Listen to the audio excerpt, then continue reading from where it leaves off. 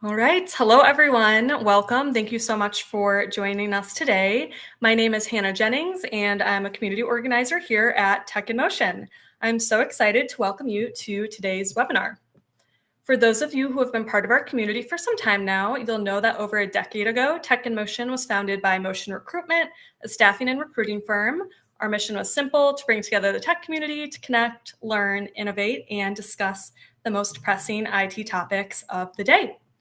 Today, we'll be diving into our fourth installment of our Startup to Success series, a series that provides an exclusive look into the challenges, strategies, success, and what it's like building a thriving tech company, from turning ideas into reality to scaling and overcoming obstacles along the way. We really cover it all. We are thrilled to feature an inspiring conversation with Serene Almomen, the founder and CEO of Attune, who will share her incredible entrepreneurial journey and the groundbreaking work that Attune is doing in the tech space. Immediately following today's event, we'll be hosting a live Q&A session, so this will be your chance to ask any additional follow-up questions you have. So be sure to stay tuned until the end to take full advantage of this opportunity to speak with our speakers. Now, without further delay, I am going to welcome our host for today, Elena. I will let you take it from here. I am Elena Krasnoperova, and I'm absolutely delighted to be with all of you today. It's going to be a great interview. I think you'll find it very useful as you're working on your startups. I too have been where you are. I founded 2 companies in the family tech space and created 3 different apps for working parents. I currently work with purpose-driven startups as an advisor and angel investor. And I leverage both my own experience as an entrepreneur as well as the knowledge and connections that I made in my 25 years in tech, where my last full-time job was at Meta, where I led a team of over 1,500 data scientists and data engineers as the VP of Ads Analytics. I left Meta early last year, and now I'm enjoying a portfolio life, and I work a lot with entrepreneurs like you. Today, I'm thrilled to introduce Serene Almomen, the co-founder and CEO of Attune, an IoT company that she started 11 years ago with her husband and co-founder. You've seen her bio. It's super impressive. And it doesn't even mention a fun fact that somehow in her ample spare time, Serene is also an adjunct professor at Georgetown University, where she teaches entrepreneurship courses to MBA students. All right, without further ado, let's jump into the interview. Welcome, Serene. Thank you for having me. Yeah, so you are obviously the co-founder and CEO of Attune, which was formerly known as Senseware, and I love both of those company names. Can you tell us a little bit about the company and what it does, and also explain why you did the name change from Senseware to Attune? Of course. So the easy way to describe what we do is think of us as a smartwatch, but for buildings. Building operators, owners, facility managers are able with our technology to know from anywhere at any time what's happening in their building, the status and health of the building, including things like energy levels, how they're consuming, what their utility levels look like and consumption looks like at any point in time, how is the air quality in the building is, what the occupancy level is there an HVAC system or critical asset like that in the building or critical system that's about to fail. All of these very important information in real time from anywhere at any time. And the way we do it is we go in buildings and we deploy a network of sensors that can get all of these different interesting information from the building in real time. It's a wireless-based system, so it gets installed really quickly. And then we have our cloud software where all the magic happens, where real-time data is processed at scale. And then you can have the visualization that shows you what's happening right now. You can do all alerts so that you get notified when things are not where they're supposed to be in real time, so it's actionable. Can do reportings and can do a lot of analytics, advanced analytics, and things like that. So that's kind of what we do. We have been, as Ilana mentioned, this year is going to be 11 years. We just crossed our 10 years in July of 2024. And And we are almost in every state in the US, 46 states last time I counted. And we have international footprints as well in Canada and Mexico and Australia, and also starting to have some traction in Europe. So it's been great. We monitor over 1.5 billion of square feet of space where our technology is monitoring the infrastructure in real time. We process over 1 billion sensor data samples on a daily basis in our platform. So we have so much information going through our platform. And we have 66 patents. As of last week, we added one more patent to our portfolio that have been awarded on our innovation. So it's been exciting. And to the question of the name change, it's kind of related to a lot of distraction and where we're at today in terms of the value we bring to the market. So when we started, we started as Senseware. And the big issue in our industry was that it's really hard to get data from buildings in real time, especially existing buildings that have aging infrastructure and, thick walls, the way they were built and things like that. It was just really hard to offer that real-time visibility from buildings. So we thought that, okay, if we want to introduce this kind of smartwatch for buildings, we need to be able to first crack that nut of getting data easily out of buildings in real time. And the way we did it is that we leveraged the advancement in sensor technology. So we built a platform that has multi-sensors that are plug and play, that is wireless, anything you can think of in terms of data from buildings. We built a platform to be able to capture that. And so that was kind of the first issue we developed. So when we were thinking about that as the main value we bring to the market, we thought of the name Senseware because we were thinking we're creating a new category of technology. We have hardware, software, and now we're Senseware because we created a platform for sensor. And that made sense at the time. Then fast forward when we were 8 years old, which is a couple of years ago, in 2022, we got to the point. At that point is when we crossed the billion sensor data samples that is being processed on our platform. And our customer base and the market has become more sophisticated to know that, okay, since getting data out of building is great, but now you have all this data, what do you do with it? And it kind of evolved from, I just want to know what's happening in real time, to I want to have better insights and analytics and tell me what to do. And so our value has evolved from just sensing to providing insights. So that's when we changed our name to Attune, because it represents this evolution in what we bring to the table, which is attuning to the data. It's sensing is one way, attuning is two ways, and that's what we wanted to kind of shift the brand towards, and the reason behind the name change. That makes a lot of sense, and it's super impressive, just the sheer volume of data that you're collecting, processing, and turning into actual intelligence, right? Actionable intelligence.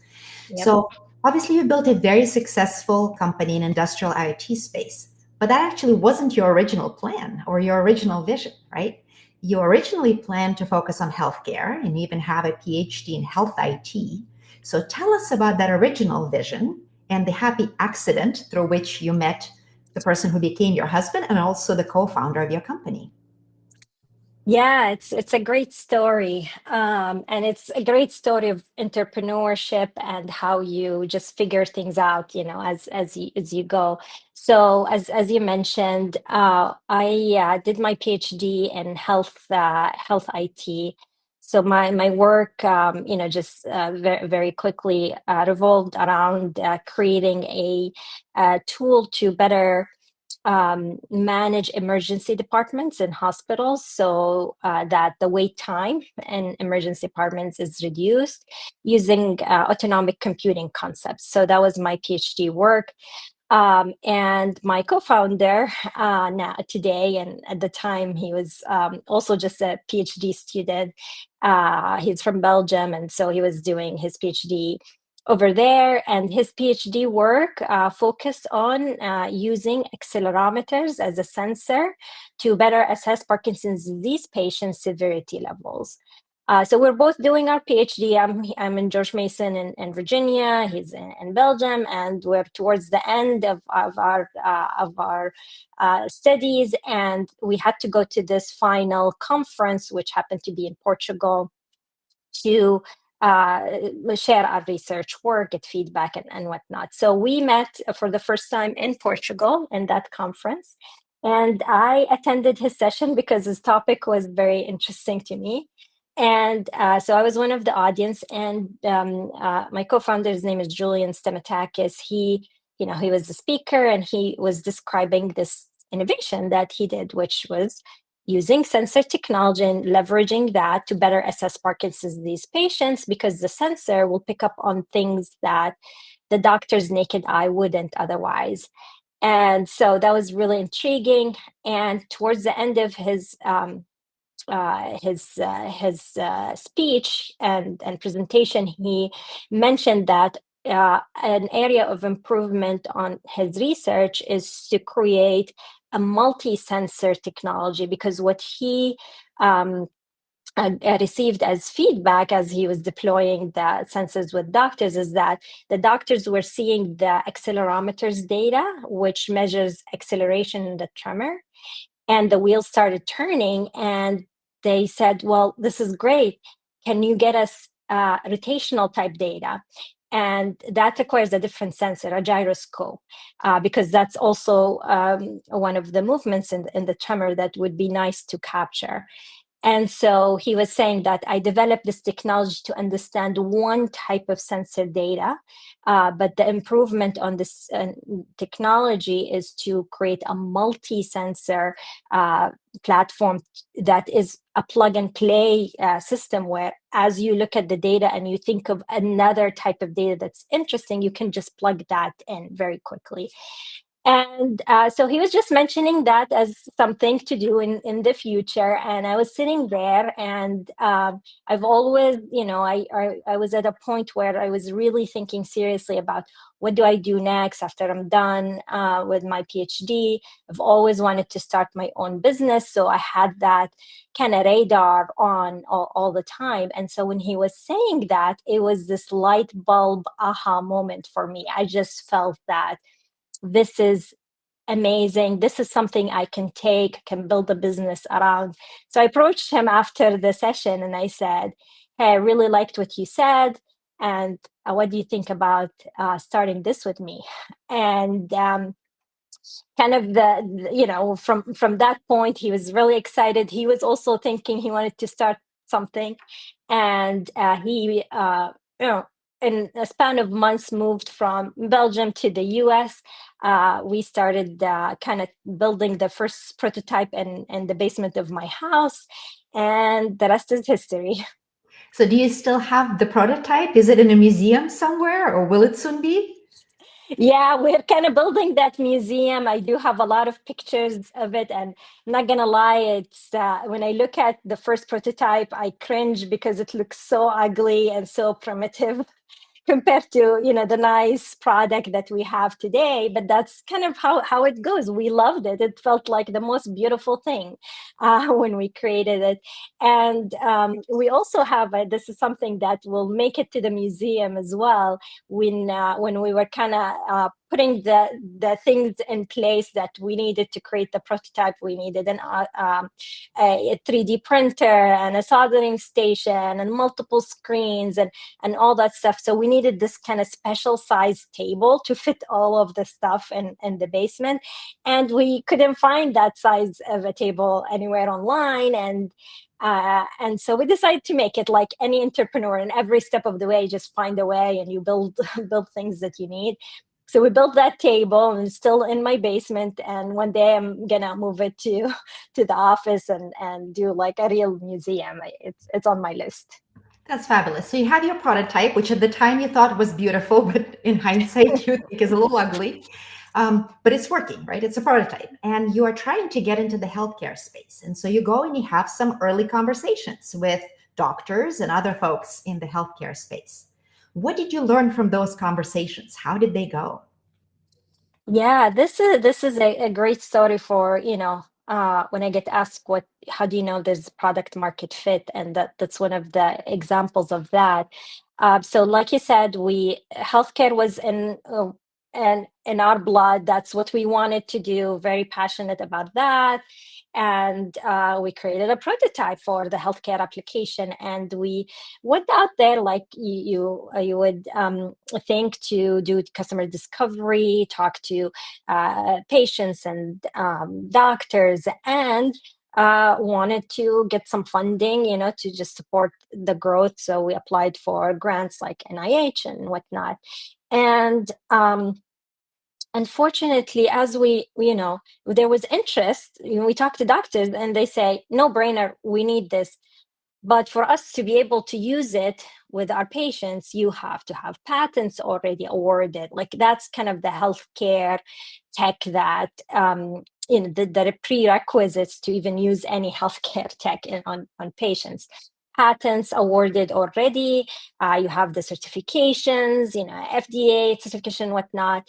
And so we realized very quickly that it's a lot of red tape, and you can't really we couldn't kind of get the traction that we need and commercialize the product without a lot of funding. And the funding was also kind of not easy to get.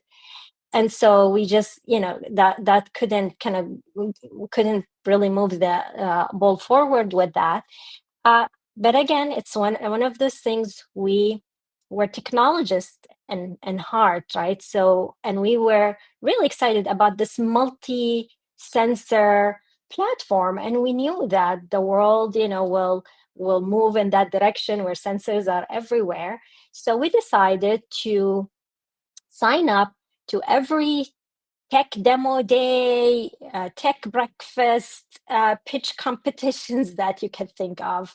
And we hit the roads, and we decided to pitch the technology as, here is this multi-sensor technology that gives you real-time data from any physical environment or physical asset in real time, plug and play, easy to use.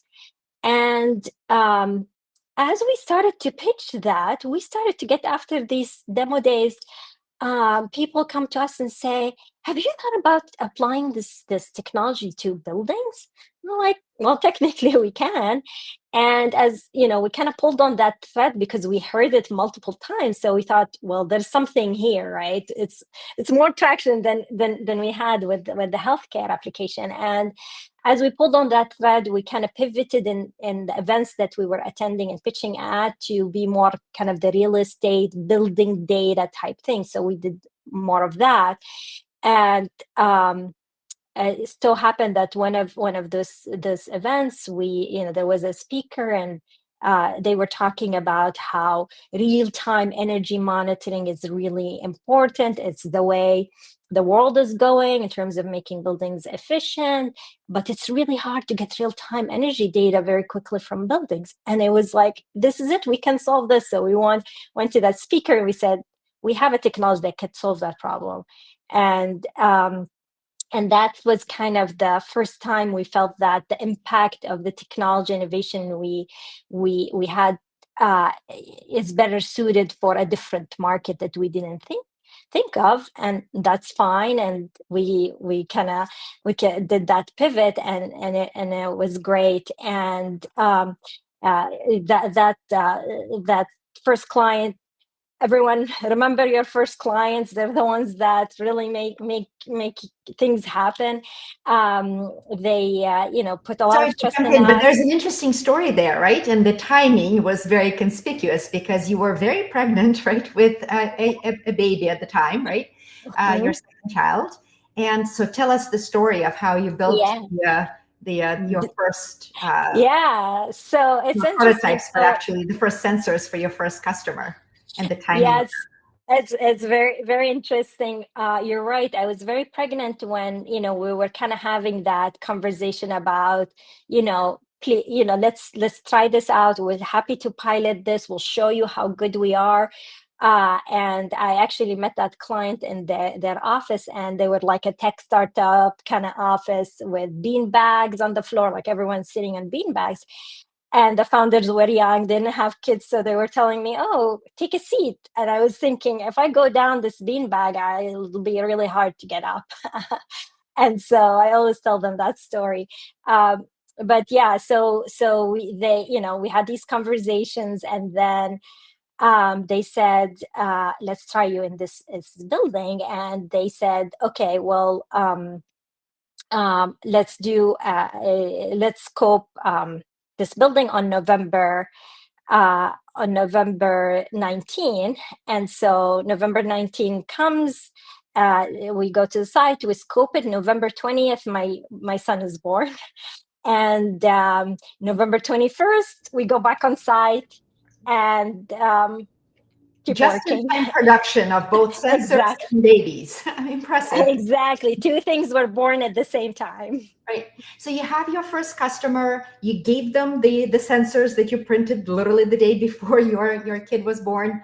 And what was their reaction? What was the impact that your sensors had on their company's ability to gather and get real-time data that up until then was very elusive to get?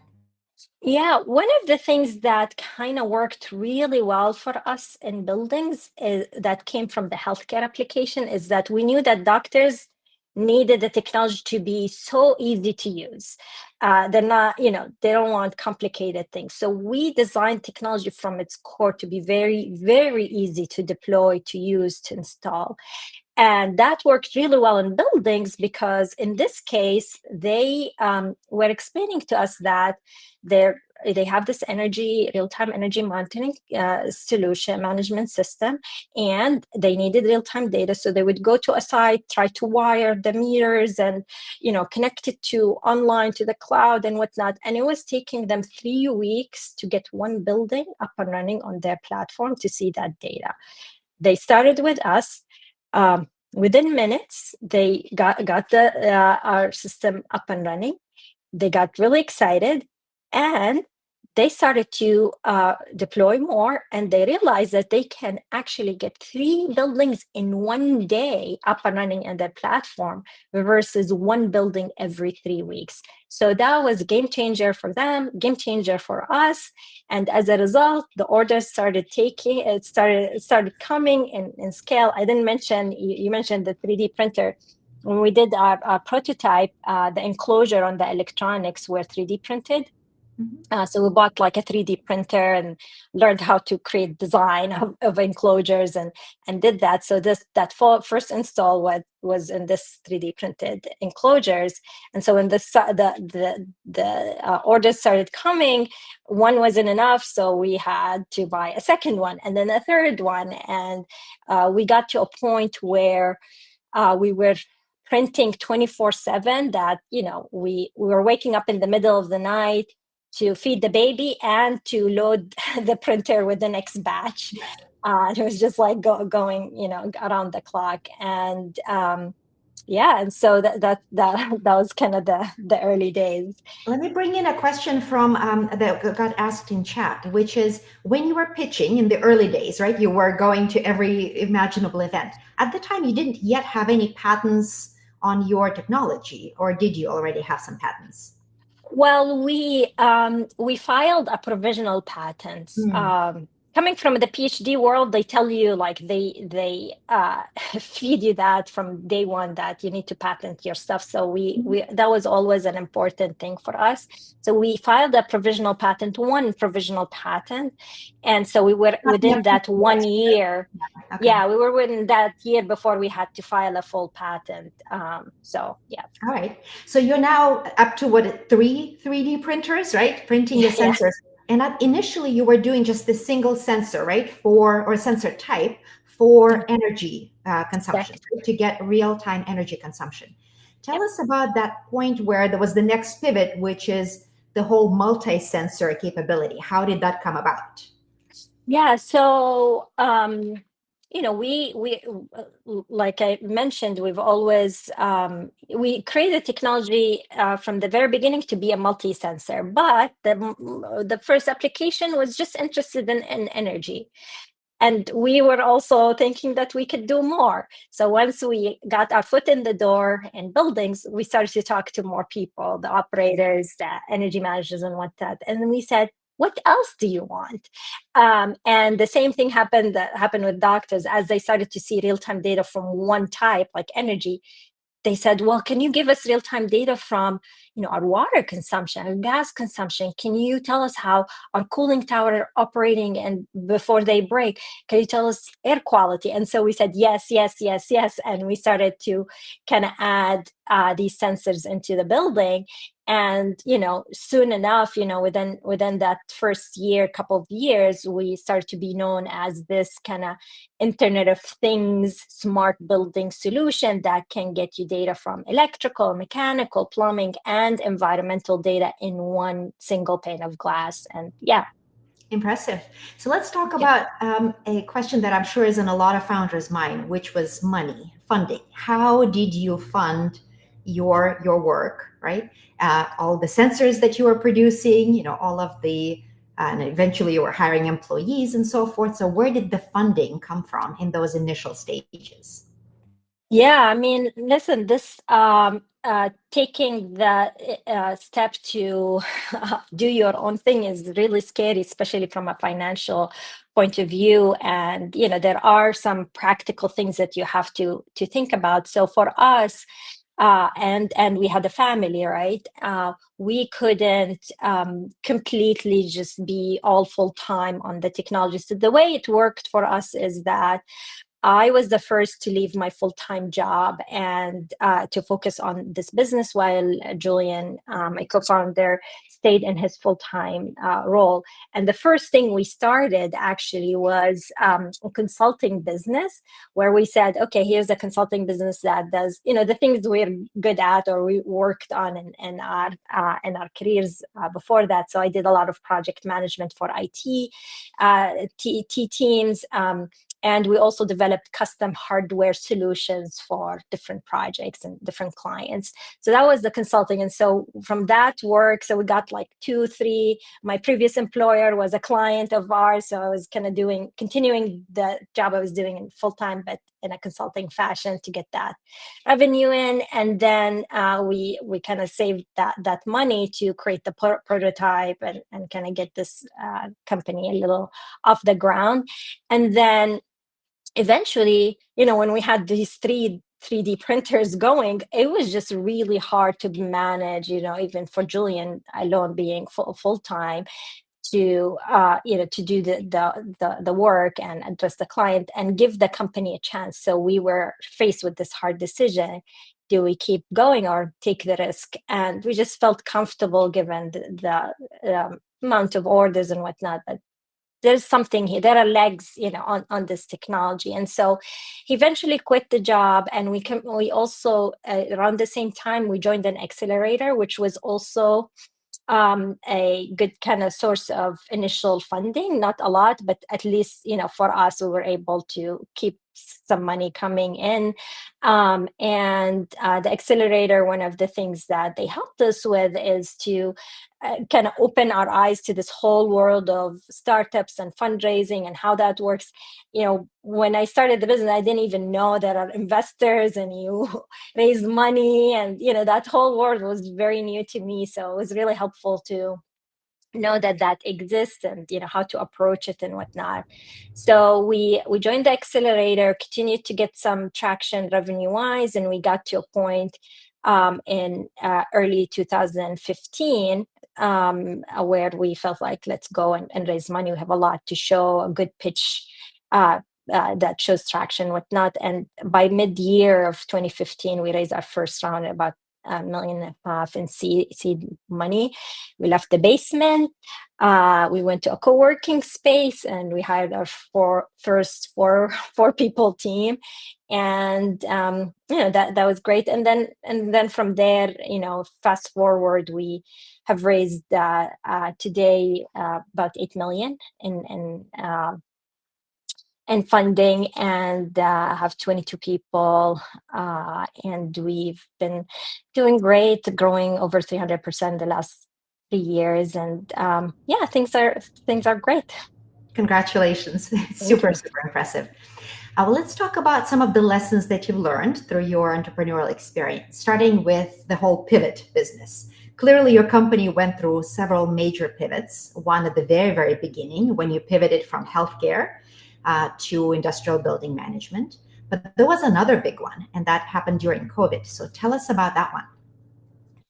Yeah, COVID times was one of the scariest moment in the business, I'm sure for everyone, but for us specifically, because our client was office building, commercial real estate office buildings. That was the majority of where we were getting revenue. And all of a sudden, offices, everyone was starting to work from home. Offices were empty.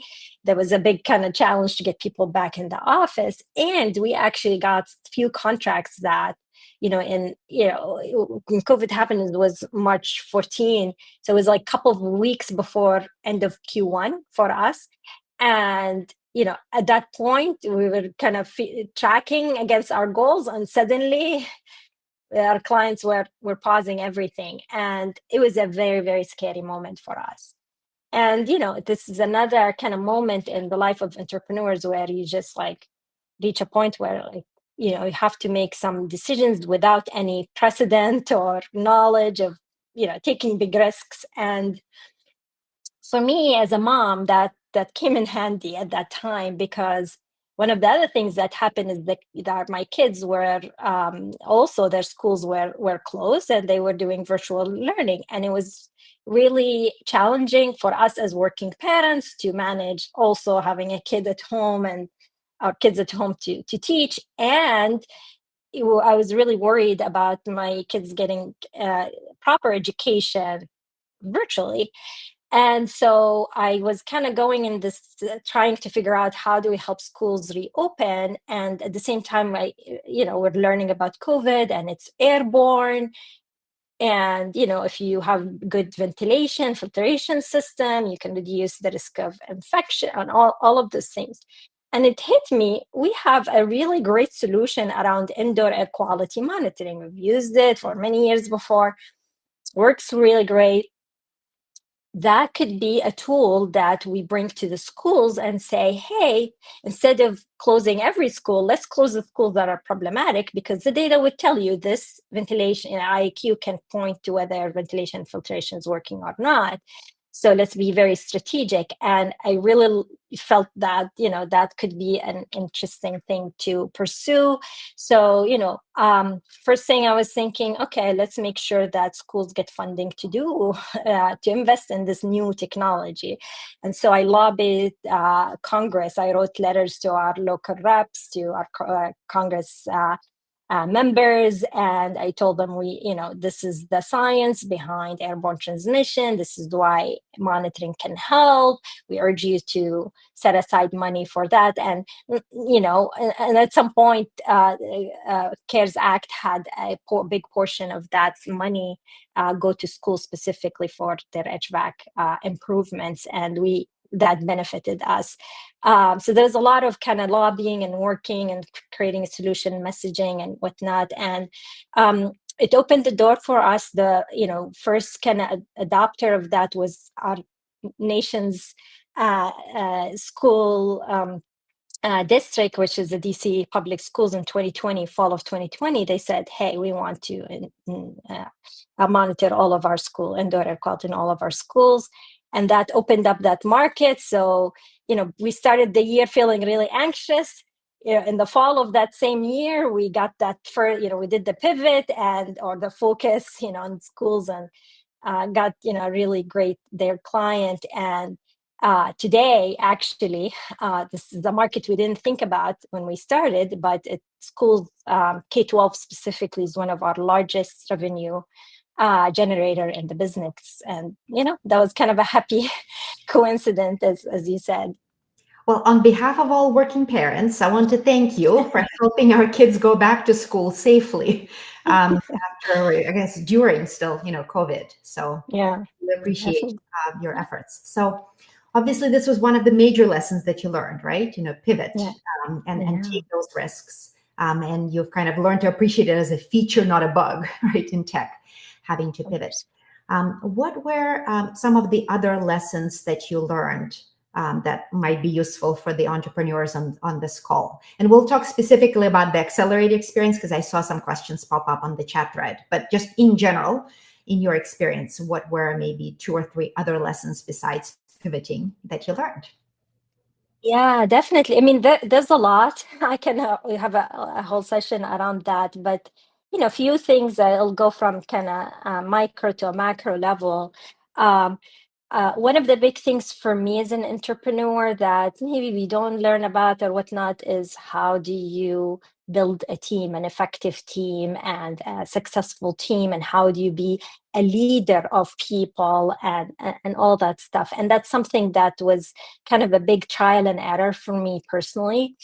And one of the things that I realized after many trials and errors is that, hey, listen, we all, we go to school at an early stage, we get our degrees, and a lot of times we don't even know what we like, but somehow we select something, and then that moves us in a specific career direction and path. And that becomes our resume. And when we had job openings, we had the list of skills and we were matching resumes to that, and we were hiring based on that, just like anyone does. And I realized after a few incidents and stories and examples that it's really important to also learn as a leader of people the people's superpower, and try to lean into that when they become part of your family. And as an example of that, because that if you do that well, you reduce a lot of cost of letting people go because they didn't match the job description, didn't do the job you hired them for. You lose a lot of frustration. You minimize that. There's so much benefits to that. We had a couple of examples where we hired someone for a sales role, and they that was because their resume was mostly that they worked in a sales role, and we realized from that person's efforts and day-to-day work that customers really like this person.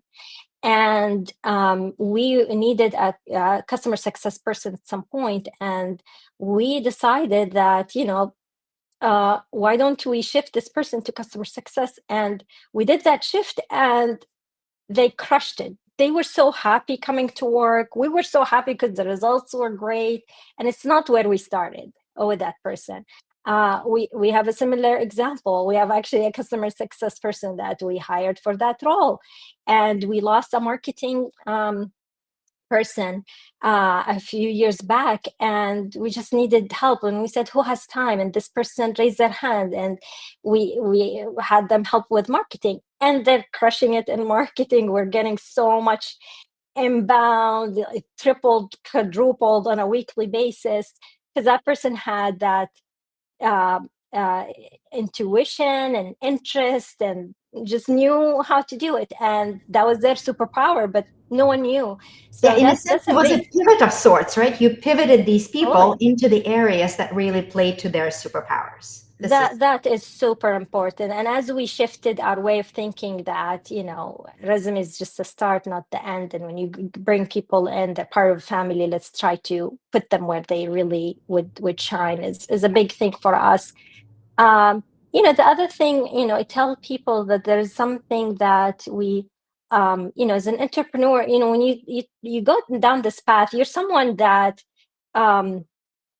you're hard on yourself. You want to, have high bar. You want to succeed. You want to do best. So you want to put the hard work, and you want to see the results because that's how you're wired. And with that mentality, sometimes as in business, as a business owner and entrepreneur, we mix between a problem that is a complicated problem and a complex problem. A complicated problem is like building a bridge. If you follow the steps, it takes time, but at the end of these steps that are very known and studied, you will get a bridge, right? A complex problem is like raising a kid. There is no playbook, really. You only know the right answer in hindsight. And we often mix complicated and complex problem. Building a business is a complex problem. You don't know the right answer, what you were supposed to do or what the results are until after that happens in hindsight. And when we mix those two things, we start to get that fatigue and disappointment, because we feel that if I do 1 + 1, I have to get this sale or reach this goal or finish this product. But it just doesn't work like that. It's a lot of testing. It's like chemistry, put these things and kind of test things, and some work, some don't. And so just kind of think about it's like complex problem. There's no success or failure. It's all part of the journey. Yeah. And to help you with the complex problem and dealing with the ups and downs, and not everything works as you said, and the fatigue that comes with it. It's really, really, really important to take care of yourself, your mental health, mental capacity and stamina. Things like doing things like meditation, eating well, exercising, journaling, having a peer group, having a coach. All of these things I wish someone told me that you need to have that as part of the process, because it makes a big difference. And in your case, you had a very special and interesting, circumstance where your co-founder is your husband. And while marrying your co-founder or turning your spouse into a co-founder may not be advice that is applicable to everyone, what advice would you give to people as they're either considering a co-founder or already in a co-founder relationship and navigating the dynamics? It gets really lonely for entrepreneurs. So I highly recommend having a co-founder is a big thing, and a partner in this journey. It gets really, really tough at times, and it helps to have that person to, help you through it. And, for us, my partner being my husband was actually really great. And sometimes I feel that I don't know if it would have worked otherwise, because there's a lot of late nights, hard work, stress, and we both sympathize because we're in it and we know why, and there's no question or pressure or pushbacks from working hard or traveling or doing these things.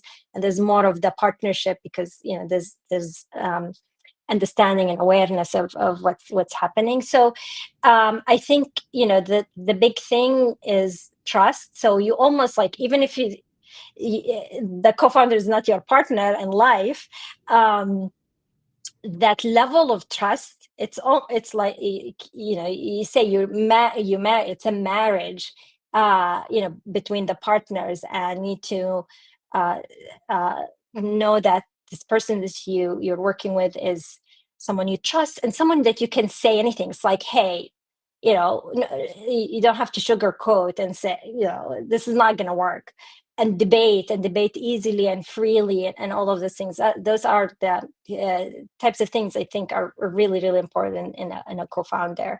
So let me ask one last question before we go to Q&A, and that's about your accelerator experience. There was a question in chat, which was, what was the accelerator that you joined? So if you could tell us that, and then just one quick last, sort of advice for folks who are considering participating in an accelerator. Yeah, definitely.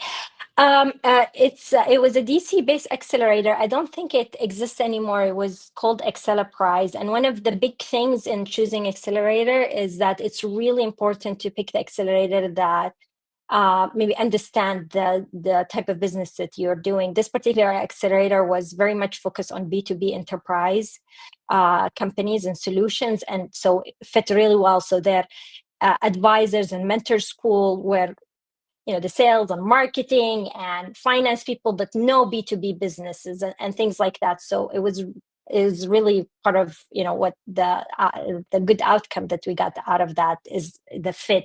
So that's a big important thing to keep in mind. And the people that you like, you do your interview with them as much as they do with you, because that's you're spending months, and they're taking equity. A lot of the accelerator do take equity, so in your business, so that's an important factor as well. That is fabulous advice, and I know we could talk for literally hours and learn more from your amazing entrepreneurial story. But Hannah is keeping us on track, and I think it's time to go to Q&A soon. So Hannah, welcome back. Thank you, Serene. Thank you guys so much. That was such a great conversation. So many practical takeaways. We'll be sending out a recording of the session. So if you want to revisit anything, you're welcome to do so. Now we're going to open up our networking room. So this will be an opportunity for you to ask any additional follow-up questions that you'll see on your screen. You'll have the option to join the breakout room. So just click the plus sign, and then it'll give you the option to unmute your camera and audio. So if you're joining us in just a moment, you'll see this pop up on your screen. Thank you so much to everyone who attended, and a huge thank you to Serene and Elena. We'll see you all next time.